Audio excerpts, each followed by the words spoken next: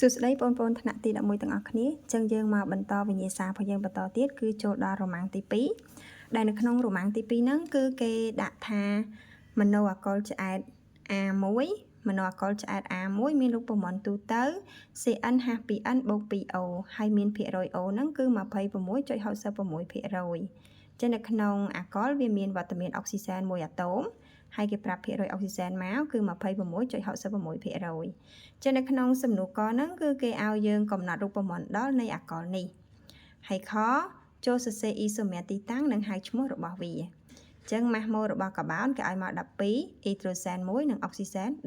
16ចឹងយើងចាប់ផ្ដើមធ្វើការបកស្រាយទាំងអស់គ្នាមកចឹងនៅក្នុងសំណួរកហ្នឹងគឺគេឲ្យយើងកំណត់រូបមន្តដល់នៃអាកុលចឹងការកំណត់រូបមន្តដល់នៃអាកុលដែលស្គាល់ភាគរយ O គឺយើងប្រើតាមរូបមន្តភាគរយរបស់ O ហ្នឹងស្មើនឹងម៉ាស់ម៉ូរបស់ O គុណនឹង100លើម៉ាស់ម៉ូរបស់ CN ហសពី N បូក 2O ចឹងរបៀបនៅក្នុងការធ្វើជំហានដំបូងហ្នឹងគឺពួកយើងត្រូវប្រាប់គេសិនមកដាក់ថាដោយដឹងថាអាកុលមានរូបមន្តទូទៅ CN ហសពី N បូក 2O ហើយមានភាគរយ O ហ្នឹងគឺ 26.66% ចឹងយើងប្រើតាមរូបមន្ត O ភាគរយរបស់ O ស្មើម៉ាស់ម៉ូល O គុណនឹង100លើម៉ាស់ម៉ូលរបស់អាកុលហើយយើងទាញរកម៉ាស់ម៉ូលអាកុលមកចឹងម៉ាស់ម៉ូលអាកុលនេះ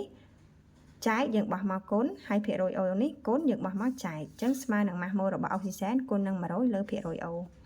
ដែលម៉ាស់ម៉ូលរបស់អុកស៊ីសែនហ្នឹងគឺមានតម្លៃ16ក្រាមក្នុង1ម៉ូលហើយភាគរយ O របស់យើងហ្នឹងគឺ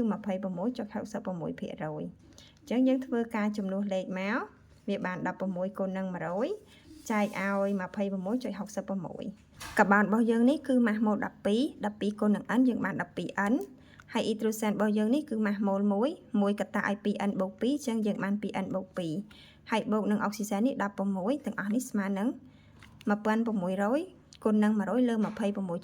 ហ្នឹងគឺចែកមកបាន 60ចឹងយើងធ្វើការបូក N មកយើងបាន 14N 2បូក16 18យើងមកអង្គទី2ដកចឹងយើងកណនី N មកយើងឃើញ3ចឹងនៅពេលដែលយើងឃើញ N ស្មើ3ហើយយើងយក3ហ្នឹងទៅជំនួសត្រង់ចម្លើយរបស់យើងទៅយើងជំនួសទៅបាន C3 ហស 8O ដល់សំណួរខគេឲ្យយើងសរសេរអ៊ីសូមែរទីតាំងហើយនឹងហៅឈ្មោះរបស់វា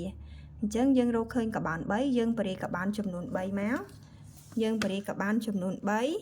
ហើយអាកុលវាត្រូវមានបង្គំនាទី OH ចឹងជំហានដំបូងគឺយើងដាក់បង្គំនាទី OH ត្រង់កាបូនលេខ1បន្តមកទៀតយើងធ្វើការបំពេញអ៊ីដ្រូសែនហាសនេះនៅសល់3កណ្ដាលនេះនៅសល់2ខាងចុងនេះនៅសល់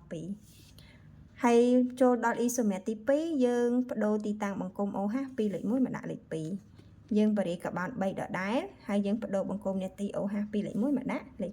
2ចឹងហាសត្រង់នេះនៅសល់3ត្រង់នេះនៅសល់1ខាងចុងនេះនៅសល់3ចឹងការសរសេរអ៊ីសូមែរទីតាំងរបស់អាកុលគឺយើងសរសេរបានតែ2ប៉ុណ្ណឹងឯងបន្តមកទៀតគឺយើងធ្វើការហៅឈ្មោះអាកុលហ្នឹងគឺយើងធ្វើការបង់លេខធ្វើម៉េចឲ្យទីតាំង OH ហ្នឹងមានទីតាំងតូចចឹងយើងរាប់ពីស្ដាំទៅមេអេប្រូចឹងប្រូប៉ាន1អុលដល់ពេលករណីនេះយើងរាប់ពីឆ្វេងក៏បានពីស្ដាំក៏បានទីតាំង OH របស់យើងនៅចំលេខ2ស្រេចហើយចឹងទៅជាប្រូប៉ាន2អុលជាសម្រាប់រ៉ូម៉ាំងទី2គឺយើងចម្លើយរបស់យើងបានរួចរាល់ហើយ